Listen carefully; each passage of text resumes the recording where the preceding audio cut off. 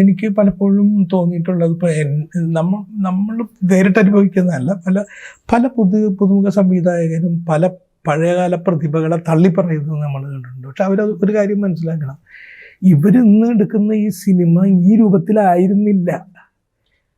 അവർ പലരും പല വിധത്തിൽ അതിനകത്ത് വർക്ക് ചെയ്ത് അവരുടെ പല പല പല പല പരീക്ഷണങ്ങൾ നടത്തി അവരുടെ ജീവിതം അതിനകത്ത് ഹോമിച്ച് ആണ് ഇന്നത്തെ രൂപത്തിലുള്ള ഈ സിനിമ ഉണ്ടാക്കിയിരിക്കുന്നത്. അപ്പോൾ ഒരു പിടി ആളുകളുടെ ശ്രമത്തിൻ്റെ ഫലമാണ് ഇന്ന് വന്ന് നിൽക്കുന്ന ഈ സിനിമയുടെ ഇന്നത്തെ അവസ്ഥ. മലയാള സിനിമയുടെ ഈ ഇപ്പോഴത്തെ ഒരു മോഡേൺ അവസ്ഥ വന്ന് നിൽക്കാൻ ഒരുപാട് പേര് കാരണക്കാരുണ്ട്. അവരവിടെ നിന്ന് അടുത്ത വഴി കണ്ടുപിടിച്ചു, അതിൻ്റെ അടുത്ത വഴി വന്നു, അതിൻ്റെ അടുത്ത വഴി വന്നു. എന്നിട്ട് ഏറ്റവും ലേറ്റസ്റ്റ് ആൾക്കാർ പറയുന്നത് ഇതാണ് സിനിമ, ബാക്കിയൊക്കെ പുല്ലാണ്, ചവറാണ് എന്ന് പറയുന്ന ഒരു ആറ്റിറ്റ്യൂഡ് നമുക്ക് കാണാൻ സാധിക്കുന്നുണ്ട്. അത് വളരെ വേദനാജനകമാണ്. അങ്ങനെയല്ല എന്നവരത് മനസ്സിലാക്കണം. കാരണം അവരും മനസ്സിലാക്കണം, അവരും നാളെ പഴയ തലമുറയാകും. അവർക്ക് ശേഷം ഒരു തലമുറ വരാറുണ്ട്. അവർക്കും ഇവരോട് റെസ്പെക്റ്റ് തോന്നണമെങ്കിൽ നമ്മൾ പൂർവികന്മാരോട് റെസ്പെക്റ്റ് കാണിക്കണം. സിനിമ കണ്ടുപിടിച്ച ആൾ മുതൽ ഇന്ന് സിനിമ വന്ന് നിൽക്കുന്നിടത്തേക്ക് ഒരുപാട് പേരുടെ ജീവിതം ഇതിനകത്തുണ്ട്. ഒരുപാട് ആളുകൾ, ഒരുപാട് പ്രതിഭകൾ, അവരെയൊക്കെ നമ്മൾ മനസ്സിൽ റെസ്പെക്റ്റോട് കൂടി തന്നെ സംസാരിക്കുക. അത് അവർക്ക് നമുക്ക് എപ്പോഴും അവരെ നമ്മൾ ഗുരുക്കന്മാരായിട്ട് മനസ്സിൽ വയ്ക്കുക. അത് ചില ആളുകൾ, അപൂർവം ചിലരാണ് പറയുന്നത്, നമുക്ക് പോലും വിഷമം തോന്നും. ഇന്നലെ വന്നിട്ട് ഈ കുട്ടികൾ എത്രയോ മഹാപ്രതിഭകളെ പറ്റി വളരെ നിസ്സാരമായിട്ടും പുച്ഛിച്ചും സംസാരിക്കുന്നതൊക്കെ നമുക്ക് സങ്കടം വരും. എന്തോ ഒന്നോ രണ്ടോ സിനിമകൾ എടുത്തതിൻ്റെ പേരിലാണ് ഈ തള്ളിപ്പറച്ചിൽ മുഴുവൻ. അത് ചെയ്യരുത് എന്ന് മാത്രമേ പുതിയ തലമുറയോട് എനിക്ക് പറയാനുള്ളൂ. ഈ റിയലിസ്റ്റിക് മൂവി എന്ന് പറയുന്ന ഒരു ജോണറിൽ ഇപ്പോൾ കാര്യങ്ങൾ പോകുന്നുണ്ട് സിനിമകളുടെ. ആ ഒരു വേർഷനിലേക്ക് സിനിമകൾ മാറുന്നതിനോട് എന്താണ് പറയുന്നത്? റിയലിസ്റ്റിക് മൂവി ഇപ്പോഴല്ല തുടങ്ങിയത്. ശരിക്ക് ഈ റിയലിസം സിനിമയിൽ കൊണ്ടുവരുന്നത് എപ്പോഴോ തുടങ്ങിയിരിക്കുന്നത് PN മേനോൻ സാറിൻ്റെ കാലം മുതലേ തുടങ്ങിയിരിക്കുന്നു. റോസി പോലുള്ള സിനിമകൾ തുടങ്ങി. അതിനുശേഷം ഭരതൻ സാറ് വന്നു. അതിനുശേഷം പിന്നെ ജോർജ് സാറ്, മോഹൻ സാറ്, അങ്ങനെ എത്രയോ പ്രതിഭകൾ റിയലിസ്റ്റിക്കായിട്ട് സിനിമ എടുത്തു. അപ്പോൾ അന്ന് പാരലൽ സിനിമ എന്ന് പറഞ്ഞിട്ട് ആണ് ഈ സിനിമകളെ അറിയപ്പെടുന്നത്. പാരലൽ സിനിമ അവർ വളരെ റിയലിസ്റ്റിക്. ഇനി മോസ്റ്റ് റിയലിസ്റ്റിക്, അതായത് എന്താ പറയുക, മോസ്റ്റ് മോഡേൺ, പക്ക റിയലിസ്റ്റിക് ആയിട്ടുള്ള അടൂർ ബാലകൃഷ്ണൻ സാറ് അല്ലെങ്കിൽ അരവിന്ദൻ പോലുള്ള അവരുടെ സിനിമകളും ഉണ്ടായിരുന്നു. ഇതിൻ്റെ രണ്ടിൻ്റെയും നടുക്ക് നിൽക്കുന്ന റിയലിസ്റ്റിക് സിനിമകളുണ്ട്.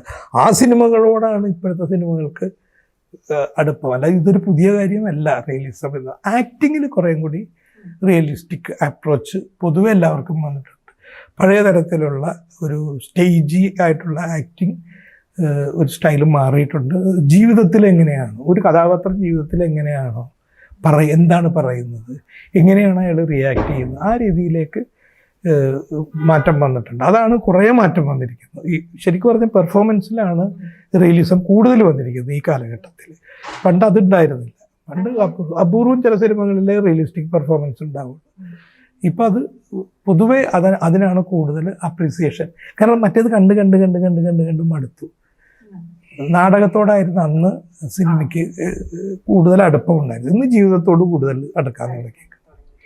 ഇന്നിപ്പോ അതേപോലെ പറഞ്ഞല്ലോ, നടന്മാരും ഒരുപാട് മാറിയിട്ടുണ്ട്, റിയലിസ്റ്റിക് ആയിട്ടുണ്ട്. അങ്ങനെ ഇപ്പൊ പുതിയ തലമുറയിലുള്ള നടന്മാരെ കുറിച്ച് പറയുകയാണെങ്കിൽ ആരെ കുറിച്ച് പറയും?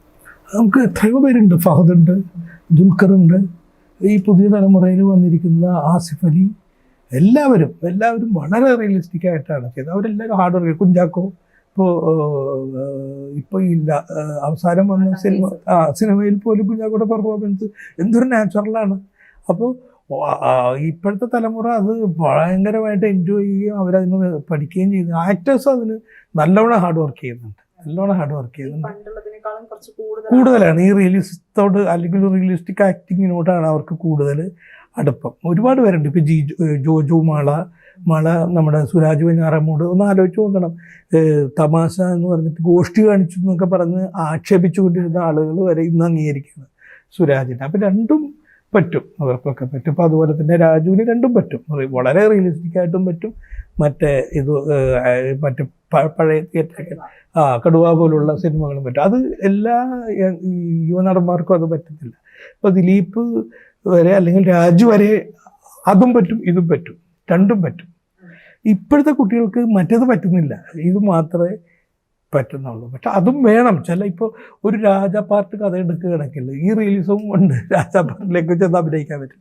അപ്പോൾ ആ കാലഘട്ടത്തിൻ്റെ ആ ഒരു രീതികളൊക്കെ മനസ്സിലാക്കി അവർ ചെയ്യണം. എല്ലാത്തിനകത്തും ആ ക്യാരക്ടറിൻ്റെ റിയലിസം അല്ലെങ്കിൽ ആ ക്യാരക്ടർ ആവശ്യപ്പെടുന്നൊരു റിയലിസം കൊണ്ടുവരാനാണ് ശ്രമിക്കേണ്ടത്. അല്ലാതെ ജീവിതത്തിലെ റിയലിസം അല്ല ശരിക്ക് പല കഥകളിലും കൊണ്ടുവരേണ്ടത്.